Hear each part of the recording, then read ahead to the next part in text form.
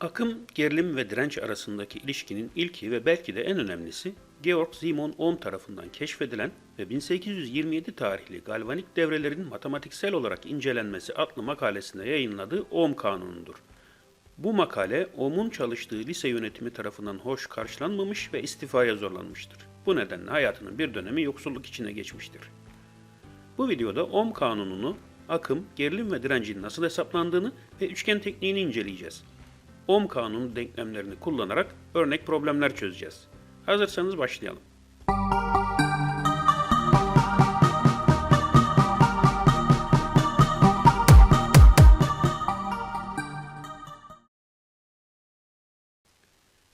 Elektrik yüklerinin sürekli hareket etmesini sağlayan iletken bir yol meydana geldiğinde bir elektrik devresi oluşturmuş oluruz.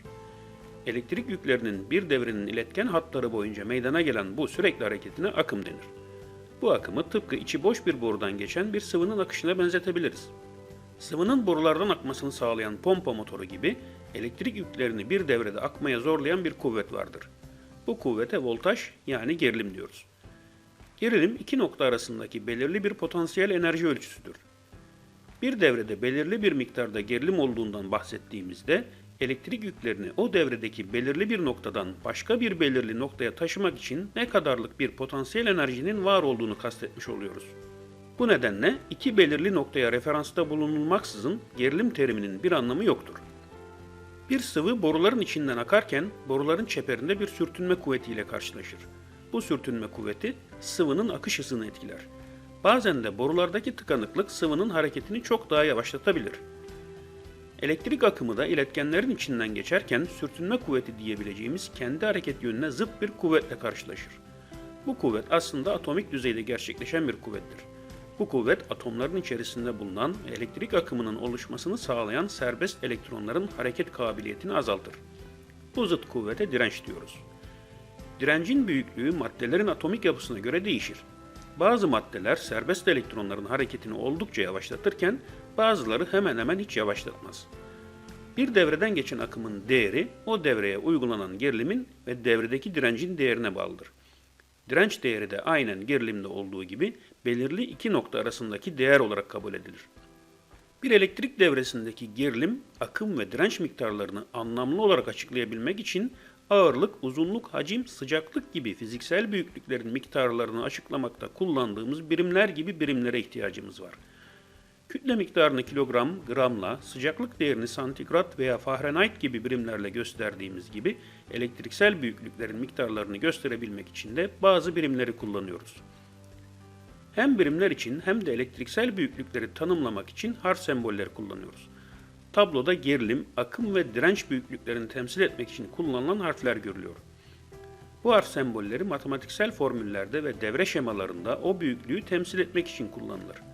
Bu harfler standarttır ve uluslararası alanda tanınmış ve kabul görmüştür. Yine tabloda her bir büyüklüğün birimini gösteren harfleri görüyorsunuz. Bu harfler gerilim için V, akım için A, direnç için Yunan alfabesindeki alt nolu biçiminde olan omega harfleridir. Bu birimlerin harf dışında bir de kelimelerle ifade edilen biçimleri vardır. Bu kelimelerin her biri ünlü bir fizikçinin soyadıdır.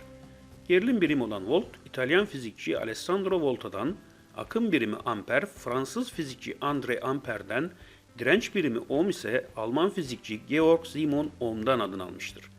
Peki gerilim yani voltaj için V, direnç için rezistans kelimesinin ilk harfi olan R harfi kullanılırken akım için neden I harfi kullanılıyor? Tabi bunu İngilizce açısından düşünüyoruz. Çünkü bu büyüklüklerin harf sembolleri İngilizce anlamlarından elde edilmiştir. Ama akımın İngilizce karşılığı current kelimesi olmasına rağmen C harfi değil de I harfi kullanılıyor. Elektrik akımı ile ilgili çalışmalar yapan André Ampere'in, ki Fransız olduğunu söylemiştik, akım için Fransızca intensité du courant kelimelerini kullandığını biliyoruz. Bu kelimeler akım yoğunluğu anlamına geliyor. İşte akım için kullanılan I harfinin bu intensite kelimesinden geldiği söyleniyor. Yani bu konuda durum biraz karışık. Aslında karışıklık akımla sınırlı değil. Gerilim için de benzer bir durum söz konusu. Gerilim için V yerine bazen U veya E harflerinin de kullanıldığını görebilirsiniz. E harfi elektromotor force yani elektromotor kuvvet kelimelerinden çıkartılmıştır. U harfi ise Almanca Unterschied yani fark kelimesinden gelir. Fark ne alaka diyebilirsiniz. Aslında çok alakalı. Çünkü gerilim için voltaj terimi kullanılabildiği gibi potansiyel fark terimi de kullanılmaktadır. Dolayısıyla U harfi potansiyel farktan gelmektedir. Ama Almancasından. Dikkat ettiyseniz bu harf sembollerinde hep büyük harfler kullanılmış. Peki büyük harf yerine küçük harf kullanamaz mıyız? Bu sorunun cevabı hem evet hem hayır. Bunu şöyle açıklayalım. Eğer anlık bir değeri ifade edeceksek, özellikle gerilim ve akım değerlerinde küçük harf kullanırız. Örneğin, bir yıldırımın gerilim değeri küçük e harfi ile gösterilirken, bir pilin gerilimi sürekli bir değer olduğu için büyük E harfi ya da büyük V harfi ile gösterilir. Bu durum akım için de geçerlidir. Zaman içinde sabit değerde kalan doğru akım değerleri için de büyük harfler kullanılır. Simon Ohm'un temel keşfi, bir devredeki metal bir iletkenden geçen elektrik akımı miktarının verilen herhangi bir sıcaklık için uygulanan gerilim ile doğru orantılı olmasıdır. Ohm bu keşfini gerilim, akım ve direncin nasıl birbiriyle ilişkili olduğunu açıklayan basit bir denklem ile ifade etti. I eşittir U bölü R. Bu matematiksel ifadede akım, gerilimin direnç değerine bölümüne eşittir. Matematik kurallarını kullanarak bu denklemi sırasıyla gerilim ve direnç için çözen iki varyasyon daha elde edebiliriz. Bu denklemler gerilim için U eşittir I çarpı R, direnç için R eşittir U bölü I'dır. Şimdi Ohm kanunu denklemlerini kullanarak basit elektrik devrelerinin analizini nasıl yaparız ona bakalım. Bu devrede yalnızca bir gerilim kaynağı ve yalnızca bir adet direnç var. Gerilim kaynağı pil, direnç ise lamba. Böyle bir devrede Ohm kanununu uygulamak çok kolaydır. Voltaj, akım ve direnç değerlerinden ikisini bilirsek, üçüncüyü belirlemek için Ohm kanununu kullanabiliriz. Bu örnekte gerilim ve direnç değerleri verilmiş, biz devredeki akım değerini hesaplayacağız. Devredeki pilin gerilim değeri 12 volt, lambanın direnci 3 ohm. Bu iki değeri bildiğimiz için akım değerini bulmak kolay.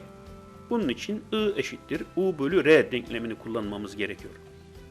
Değerleri denklemde yerine koyduğumuz zaman I eşittir 12 volt bölü 3 ohm eşittir 4 amper buluruz. Şimdi de başka bir örnek devre çözümü yapalım. Bu defa devremizde gerilim ve akım değerlerini biliyor olalım ve lambanın direncini bulalım. Örnek devremizde gerilim 36 volt, akım ise 6 amper olsun. Verilen bu değerlere göre kullanacağımız denklem direnç değerini bulmamızı sağlayacak olan R eşittir U bölü I'dır. Bilinen değerleri denklemde yerine koyduğumuzda R eşittir 36 volt bölü 6 amper eşittir 6 ohm olarak direnç değerini buluruz. Son örneğimizde akım ve direnç değerlerini biliyor olalım ve gerilim kaynağımızın gerilim değerini bulalım. Gerilim değerini bulabileceğimiz denklem U eşittir I çarpı R idi.